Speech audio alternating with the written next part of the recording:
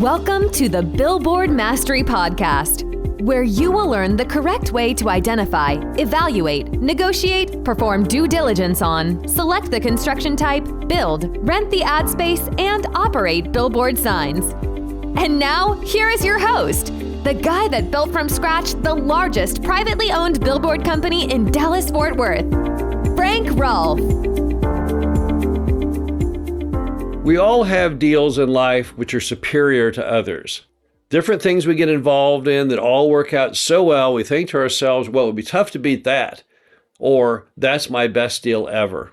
So I thought I would share with you some of my best deals ever. This is Frank Rolfe with the Billboard Mastery Podcast. This is a handful of the deals that I consider the best ones, my greatest works of art. The first one, probably in the number one position, was the portfolio of signs I purchased out in Los Angeles. Now, it was a long story, but basically there was a guy that went out and he built a little billboard company with a lot of really spectacular locations, Wilshire at La Brea, the Rose Bowl, the entrance to Universal Studios, to name a few. And then he was killed in a car wreck. And that billboard company went as an inheritance to his brother, who knew nothing about the sign business. And so basically, he just abandoned it. He stopped paying the ground rent. He stopped renewing the permits. He never released any of the ad space. And I was tipped to the fact that there was an abandoned sign company out in Los Angeles. This is back in the 1980s. And so I talked to the guy and I worked a deal that he would give me 1 year of due diligence to try and reactivate all the leases and all the permits and rent the signs, and then to go ahead and go forward and buy it at a certain price. It seemed like an impossible mission at the time, seemed like a suicide mission. But nevertheless, I flew out to Los Angeles and I started a 1 year odyssey of every single sign, meeting with the ground owner, convincing them to give it a second shot, getting them to sign a new lease, going to the city, getting all the permits fixed, going out and renting the ad space and getting the ads installed. And when I got it all done, I was able to buy the company at a low price. But that isn't why it was the best deal ever. That was good, but what made it truly spectacular was, once I got all the signs reinvigorated and back to life, I went to what was then Patrick Media, now known as Foster & Kleiser, and I wanted to see if they had any interest in any of those finished signs. And to my amazement, they agreed to pay me on just 3 signs as much as I was paying for the entire company. So I ended up with a portfolio of billboards in Los Angeles with not a penny in it. That was a great deal. And then I had a similar great deal during the Texas savings and loan crisis back in the late 80s, a big steel monopole that was sitting there. And I went to the owner of the sign, and the owner of the sign said, here's the deal. The guy has threatened to sue me for all of that lot rent payment I've never paid him. And it really is bumming me out. So here's the deal. If you can get him out of suing me, I will give you that sign for $1. Interesting. Okay. So I go to the person who owns the land and I said, hey, I'm just curious. You got a sign on your property. I've talked to the guy that owns it, and he really is worried you're going to sue him. To which the guy, to my amazement, said, no, I'm not going to sue him because I've already declared bankruptcy. So it just doesn't really matter to me anymore whether I see that money at all or not, because now the land belongs to this person.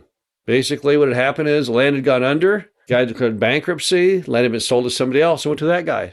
So I said, hey, you got the steel sign on your property. I understand you've taken over the property now. I'd like to bring the sign back to life and start paying you lot rent. He said, how much? I said, I think $200 a month. And he said, oh, that sounds fantastic. Let's do it. I took in my lease. He signed it up. I went back to the guy and got the sign for $1. An entire steel monopole for just $1. And then I had the old wooden sign I found along Highway 75 north of Dallas. It was sitting there abandoned. A bunch of telephone poles, old sheets of plywood, nothing on it at all. Spectacular location. So I went to the property owner, would never talk to me, couldn't do anything at all. Finally, in desperation, I went to his house, knocked on the door. He was a wealthy guy. A maid came to the door wearing a complete maid's outfit like you see in the movies, and said, what do you want? I said, hey, I'm here to see the guy. And I left my card, and I went back again, and I did it again and again. And I get a call from the guy. He says, look, I don't know who you are, but you're freaking the maid out. You're freaking me out. What is it you want exactly? I said, I just want to bring your old wooden billboard back to life. He said, I'll tell you what, I'll let you do it as long as you promise to never come to my house again. I said, perfect, great, I'll do it. He signed my lease. I went out and I brought the sign back to life. That was one of the highest producing signs for the money in it of all time. I only had in that sign maybe a couple $1,000s. The sign made about $25,000 a year profit, year over year over year for almost 14 straight years. That was a great deal. And then there was another billboard in downtown Dallas. It was actually owned by Foster & Kleiser, and they had abandoned it right on Main Street, at Commerce Street, right in the heart of downtown Dallas. Big, 14 by 48. It had lights. It had everything to it. But they had given up on it. And they gave up on it because there was a sign right smack in the middle of it that said, "Park here."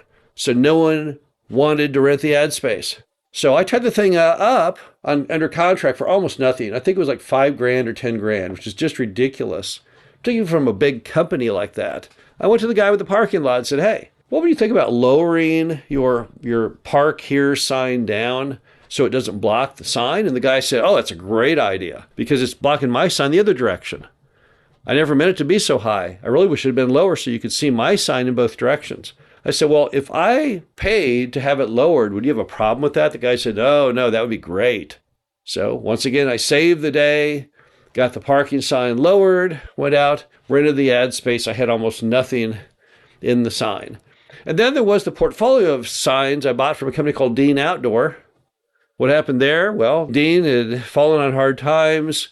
The signs were not performing loan at the bank. The bank was desperate to get rid of them. And I went in and got those signs for literally next to nothing, pretty much just at scrap value. And when I later sold my sign company off, those were some of the most valuable signs I had. I had places like Interstate 30 at Dolphin Road, these very, very prominent signs. And people didn't realize I had gone in there and bought them for a penny on the dollar. Now, what do all those stories have in common? Well, let's look. Number one, they all came out of distress. All of them had some distress, whether it was signs that were from the legacy of someone killed in a car wreck, signs that came out of the Texas S&L crash, signs that were abandoned, sitting by the road dying, signs that were in the hands of a bank as being foreclosed on. So distress has something to do with it, that's for sure. Another thing was, I got them cheap because I had to do some kind of major turnaround, the kind of thing most people don't like to do or don't want to do. So that was another important element to it all. And then finally, because I was able to come up with creative ways to fix them, like getting the Park Now sign lowered, like going out and getting all those signs in LA brought back to life. So I was able to creatively find ways to resolve the problems. But all of the stories, what they have all in common, they all come out of problems and out of distress. Now, the U.S. economy right now is pegged to probably be going into the worst recession that maybe any of us have ever seen. Or certainly, if you're not as old as I am, you've never seen anything quite like it. Because you have to be in your 40s just to have been an adult during the dot-com bust. So maybe all you've seen was just the Great Recession of 2007, 2008. But regardless, we're going into a recession. We just don't know when. Recent articles state it's probably going to be this year. But if it's not this year, then certainly by next year. And if we're going into a recession or a depression, that is the perfect time to do great deals. You can't typically do great deals when times are good. There's too much competition. People are too happy. Where you really score the really great things that are life-changing typically comes out of distress and comes out of recessions and depressions, which we're probably going into very, very soon. So if you want to do some great deals, if you want to buy things or build things that are truly spectacular, the best time is coming up. Because as soon as we hit that old recession, whatever month it begins, that will be the trigger to some great deals being available. This is Frank Rolfe, the Billboard Mastery Podcast. Hope you enjoyed this. Talk to you again soon. Thank you for listening to the Billboard Mastery Podcast. Be sure to visit us at www.billboardmastery.com, where you can find past episodes of this show, plus an array of information to help you successfully build, buy, and operate billboard signs.